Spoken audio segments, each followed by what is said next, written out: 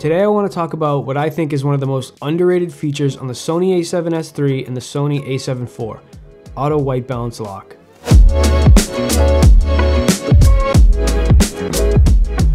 Now I know some other Sony cameras and I think some Fujifilm cameras have this feature, but I came from an a7 III straight to the a7S III and now I have an a7S IV for photography.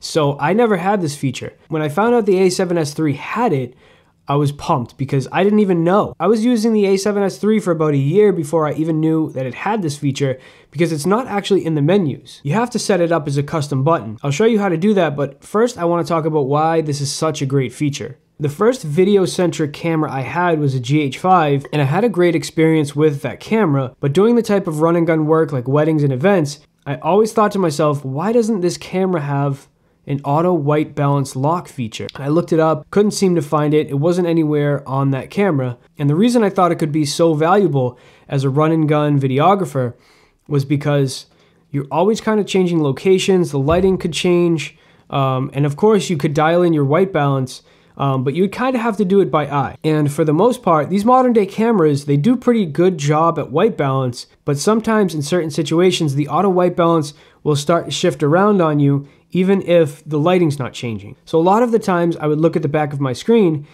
and it seemed like the auto white balance was doing a really good job. If I could just actually toggle that to lock in when I felt that it looked the best, that would be perfect. Sometimes when you're using just your eyes can play tricks on you because you're looking at the back of your screen, you're looking at, the ambient lighting, and sometimes you can't dial it in that good. I think that most modern day cameras can do a pretty good job at auto white balance opposed to the human eye. The only problem is the shifting. So if you're in a controlled environment such as a studio setting, I would definitely recommend dialing in your white balance with a gray card. But if you're not and you're on the run and you feel like you just can't dial it in by eye, I would recommend auto white balance and this auto white balance lock feature.